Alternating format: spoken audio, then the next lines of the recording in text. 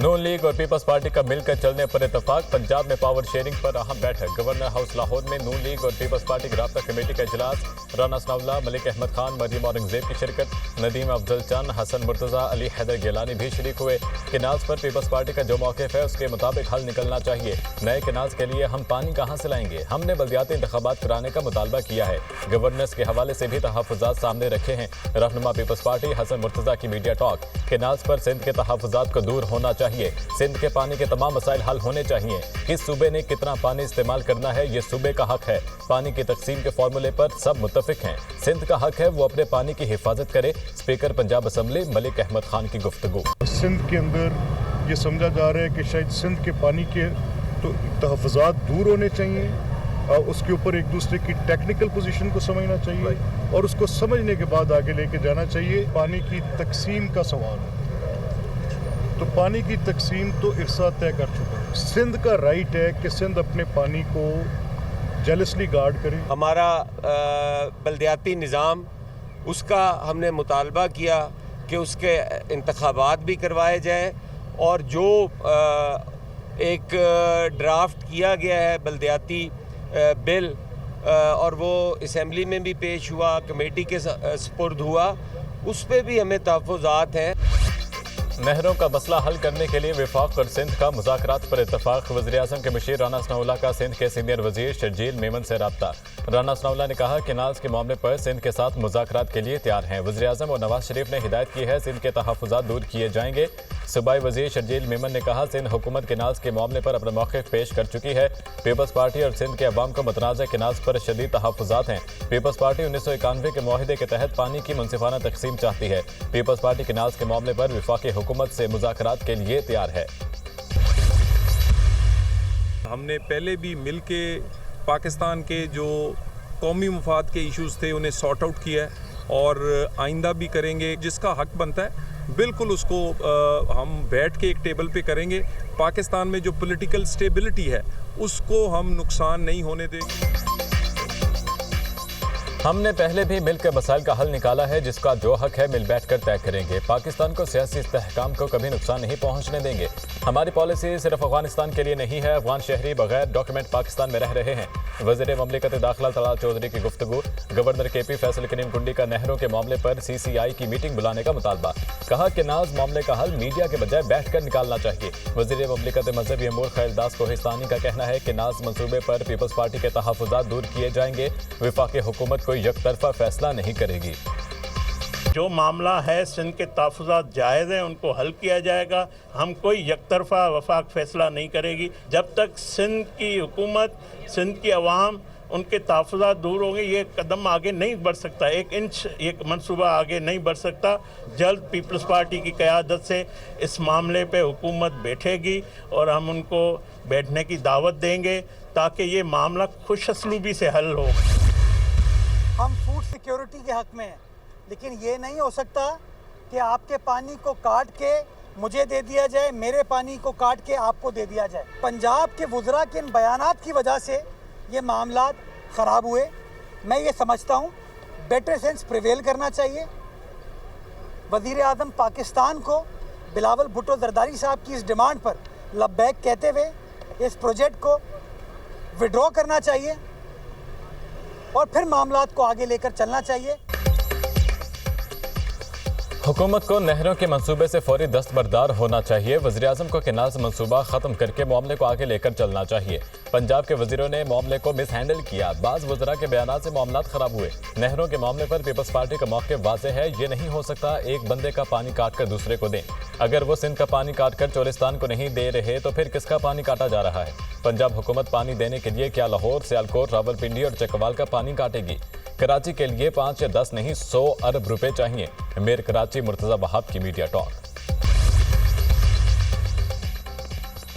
मुल्क से पोलियो के खात्मे कमीशन। रवां साल की दूसरी इंसदाद पोलियो मुहिम का आगाज। वज़ीर-ए-आज़म शहबाज शरीफ ने बच्चों को कतरे पिलाकर 7 रोज़ा इंसदाद पोलियो मुहिम का बाज़ाब्ता आगाज किया। हुकूमत मुल्क से पोलियो के मुकम्मल खात्मे के लिए पुरअज़्म है। वालिदैन बच्चों को पोलियो के खतरे पिलाने में हमारी मदद करें। इज्तिमाई काविशों से पोलियो जैसे नासूब पर हमेशा के लिए काबू पा लेंगे। जिन इलाकों में सिक्योरिटी मसाइल हैं वहाँ खातिर ख्वाह और मौसर इक़दामात किए गए हैं। वज़ीर-ए-आज़म का तकरीब से खिताब।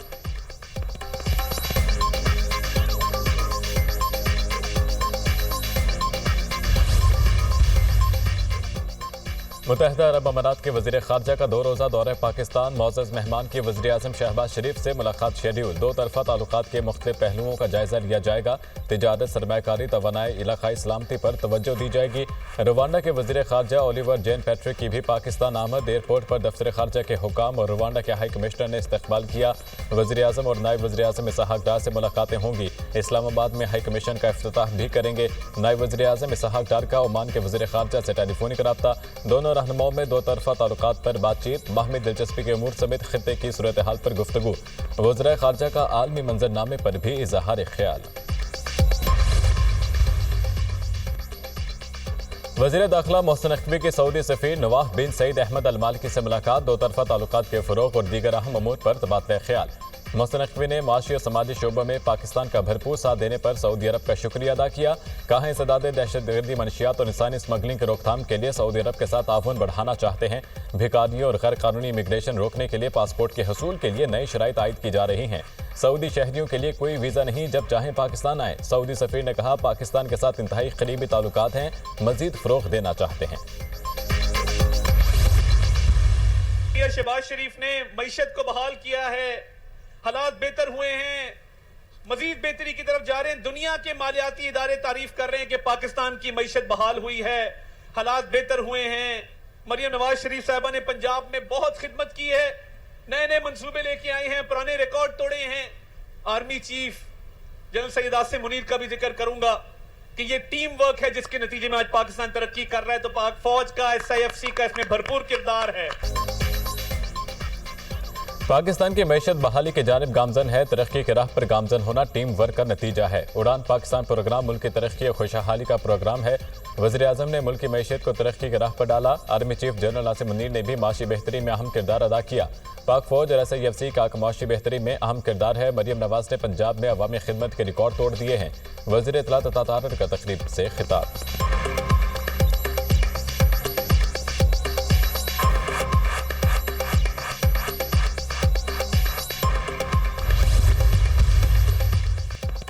قومی ایئر لائن کی آذربائیجان کے لیے پروازوں کا آغاز۔ PIA کی پرواز لاہور سے باکو پہنچ گئی۔ وزیر اعظم کا PIA کی باکو کے لیے براہ راست پروازوں کے آغاز پر اظہار مسرت۔ یہ سفارتی سطح پر پاکستان کے لیے بڑی کامیابی ہے۔ دوسرے ملکوں کے ساتھ بھی ڈائریکٹ پروازیں جلد شروع کی جائیں گی۔ وزیر اعظم شہباز شریف کا بیان۔ PTI حکومت میں PIA کو دھچکا لگا۔ دنیا میں قومی ایئر لائن کے لیے دروازے بند ہوتے جا رہے تھے۔ ہماری حکومت آنے کے بعد PIA کی دوبارہ بحالی کا سلسلہ شروع ہوا۔ امید ہے جلد برطانیہ کے لیے بھی پروازیں شروع ہو جائیں گی۔ خواجہ آصف کی گفتگو۔ شاعر مشرق مفکر پاکستان ڈاکٹر علامہ محمد اقبال کی 87ویں برسی۔ علامہ محمد اقبال نے علیحدہ وطن کا خواب دیکھا اور اپنی شاعری سے برے صغیر کے مسلمانوں میں بیداری کی نئی روح پھونکی۔ 1930 میں آپ کا الہ آباد کا مشہور صدارتی خطبہ تاریخی حیثیت رکھتا ہے۔ علامہ اقبال کی تعلیمات اور قائد اعظم کے اندر کوششوں سے پاکستان بھارت سے وجود میں آیا۔ علامہ اقبال کے اشعار اور افکار آج بھی دنیا بھر کے مسلمانوں کے لیے مشرِ راہ ہیں۔ صدر مملکت اور وزیر اعظم کے علامہ محمد اقبال کے یوم وفات پر پیغامات، سماجی، معاشی اور فکری چیلنجز کے پیش نظر اقبال کی تعلیمات کو اپنانا ہوگا۔ علامہ اقبال کا افکار، فلسفہ اور شاعری ہمارے لیے مشعل راہ ہے۔ صدر آصف علی زرداری شاعر مشرق نے بر صغیر کے مسلمانوں کے لیے علیحدہ مملکت کا تصور پیش کیا۔ علامہ اقبال نے علم، یقین، محکم اور خود اعتمادی پر زور دیا۔ وزیر اعظم شہباز شریف۔ کراچی میں ہیٹ ویو، درجہ حرارت آج بھی 40 سینٹی گریڈ تک جانے کا امکان۔ آئندہ 3 روز تک گرمی کی لہر جاری رہنے کی پیشگوئی۔ شدید گرمی کے پیش نظر محکمہ موسمیات کا شہریوں کو احتیاطی تدابیر اختیار کرنے کا مشورہ۔ ملک کے بیشتر علاقوں میں موسم گرم اور خشک رہنے کا امکان۔ بالائی خیبر پختونخوا، گلگت بلتستان اور کشمیر میں تیز ہواؤں اور گرج چمک کے ساتھ بارش کی پیشگوئی۔ سوات، چترال، دیر، کوہستان، بٹگرام، کرم اور گرد و نواح میں بادل برسیں گے۔ سندھ کے بالائی اور پنجاب کے جنوبی اضلاع میں گرد آلود ہوائیں چلنے کی توقع۔ امریکہ کا یمنی دارالحکومت صنعا میں شاپنگ مارکیٹ پر فضائی حملہ، 15 افراد جاں بحق، درجنوں زخمی۔ اسپتالوں میں ایمرجنسی نافذ۔ متعدد زخمیوں کی حالت تشویشناک، متعدد افراد ملبے تلے دب گئے۔ امدادی کارروائیاں جاری۔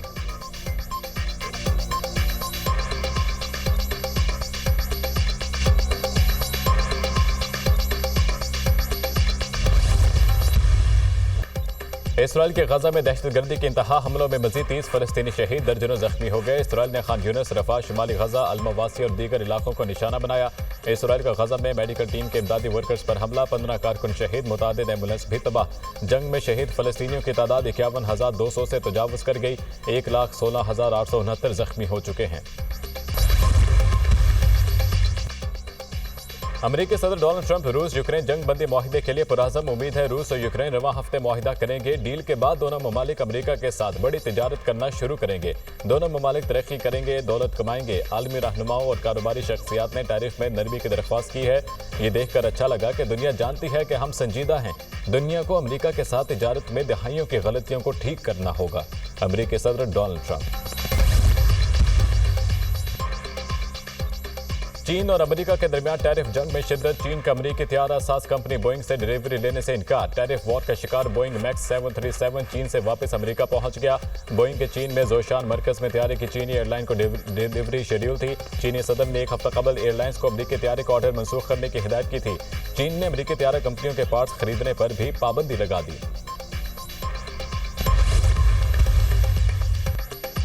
یوکرین کا روس سے جنگ بندی میں 30 روز کی توسیع کا مطالبہ۔ روس ڈرون اور میزائل حملے بند کرے۔ روس جنگ بندی پر راضی نہیں ہوتا تو قتل عام جاری رکھنے کا ثبوت ہے۔